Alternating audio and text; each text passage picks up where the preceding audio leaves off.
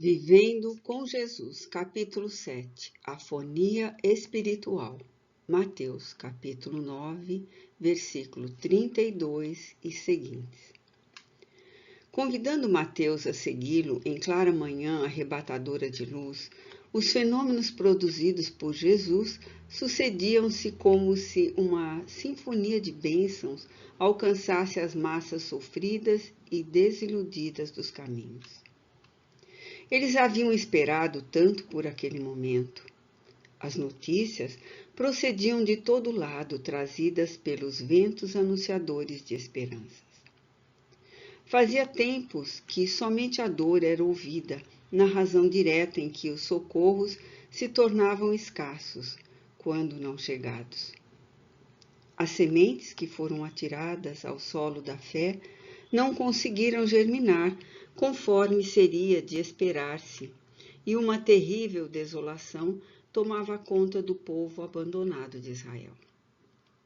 Jesus chegou e todas as vistas foram dirigidas no seu rumo. Desconhecido, ele passeava a sua misericórdia envolta em compaixão e entendimento. Porque conhecesse aquele povo e suas dores, usava de brandura e piedade, ajudando-o a sair do desencanto e da desconfiança. Pior, às vezes que as enfermidades são os tormentos da alma, a perda do sentido existencial, a indiferença entre o que possa acontecer.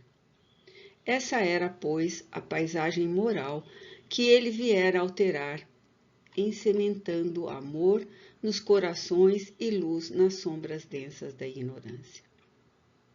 Jamais alguém assim o fizera. Os profetas raramente sentiam as angústias do povo. Antes, ameaçavam-no, ademoestavam-no, anunciavam tragédias. Bem poucos houve que trouxessem a chuva de misericórdia para suas ardentes inquietações.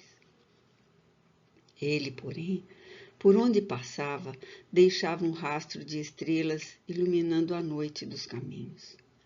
Cânticos de gratidão e de glória se levantavam para bendizer-lhe os feitos. E ele seguia, tranquilo e suave, como as nuvens garças cariadas por ventos brandos no céu azul.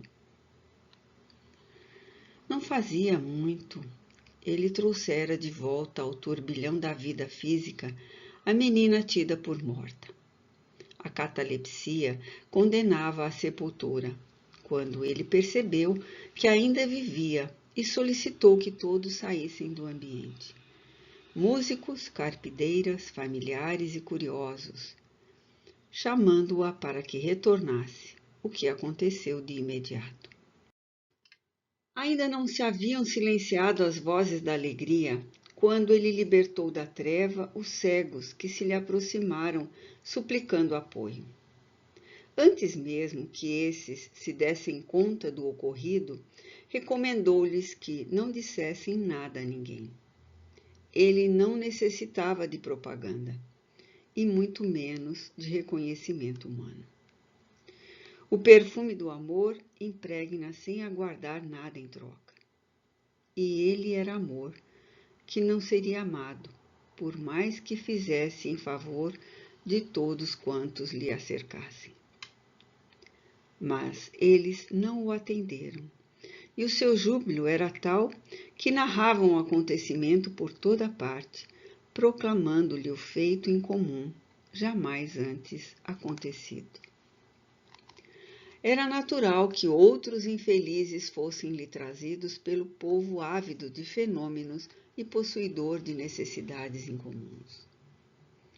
De lugar em lugar, repetiam-se as maravilhas, e as multidões se tornavam mais volumosas, a fim de o verem, tocarem-no, qual o fizera a mulher que padecia de um fluxo de sangue, assim conseguindo a cura.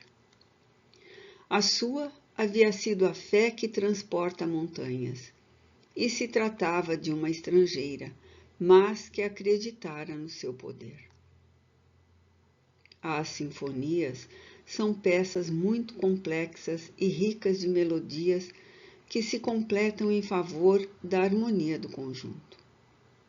A sua era uma sinfonia incomparável de ações ininterruptas, atingindo o clímax para logo recomeçar. Assevera o evangelista Mateus que lhe trouxeram um mundo que se encontrava dominado por um espírito perverso, impossibilitando-o de falar. A obsessão era evidente e o sofrimento da vítima era visível. Sofria essa afasia espiritual em resgate necessário em face dos delitos perpetrados anteriormente, quando falhara nos seus compromissos morais em existências passadas. Colhido pela austeridade da lei, sofria a angústia da mudez, ampliada pelo assédio do ser infeliz que o dominava, desforçando-se do que antes lhe fora imposto sem qualquer sentimento de piedade. Jesus devassou aquelas duas vidas que se digladiavam na esfera espiritual, detectando o invasor daquela existência na prepotência comprazendo-se. Em silêncio, psiquicamente, admoestou o indigitado cobrador e expulsou-o das matrizes espirituais do seu hospedeiro. Cessada a causa do mutismo, o enfermo recobrou a voz e pôs-se a falar com entusiasmo, enquanto as lágrimas lhe escorriam em festa pelos olhos desmensuradamente abertos. Ante a louva-minha dos entusiastas observadores, esfaimados de luz e de paz, Jesus lamentou quão grande era a seara e quão poucos são os ceifeiros. Ele sabia que todos aqueles sofrimentos eram justos em razão dos desmandos daqueles que os padeciam. Reconhecia, porém, que os homens e mulheres se encontravam tão envolvidos pela ignorância e pelo imediatismo que se fazia necessário um número muito grande de servidores devotados para que fossem diminuídas as causas das aflições através da renovação moral das massas. Muitas vezes acompanhamos referências bíblicas sobre a palavra como sinônimo de Deus, do Pai Criador, que elegera Jesus pelos seus méritos para vir ter com as criaturas humanas no proscênio terrestre sombrio e triste. A palavra também constitui doação divina para que as criaturas se comuniquem, enriqueçam-se, permutem experiências, contribuam em favor do progresso e da felicidade. Ela tem sido de valor inestimável através dos tempos e em todos os povos. No entanto, o seu uso indevido responde por violências, vilipêndios, calúnias, agressões e guerras. Vestida de luz, rompe a escuridão dos conflitos e abre espaços para a conquista da plenitude. Traduz a inspiração do alto em cânticos de louvor e de glórias, imortalizando os pensamentos e as emoções. Aquele obsediado era mudo. Tinha as cordas vocais paralisadas sob a ação dos fluidos deletérios do seu perseguidor. Tentava comunicar-se e encontrava-se em silêncio. Jesus restituiu-lhe o verbo e ele proclamou a glória de Deus. Há, no entanto, multidões que falam e são mudas em relação aos valores eternos do Espírito, sem contato com Deus. Expressam os seus pensamentos, porém emudeceram em relação à vida, vitimadas pelo materialismo, pelas ambições desmedidas, pelo egoísmo exacerbado. Essa mudez leva à loucura, porque desestrutura o pensamento e desarmoniza os sentimentos.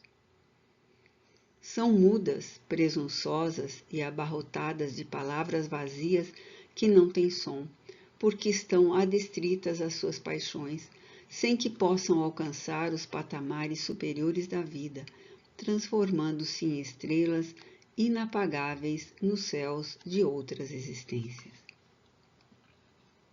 Jesus, porém, aguarda-as pacientemente pelos caminhos sombrios por onde seguem, falantes, mas sem palavras de libertação, antes portadoras do verbalismo que escraviza e alucina.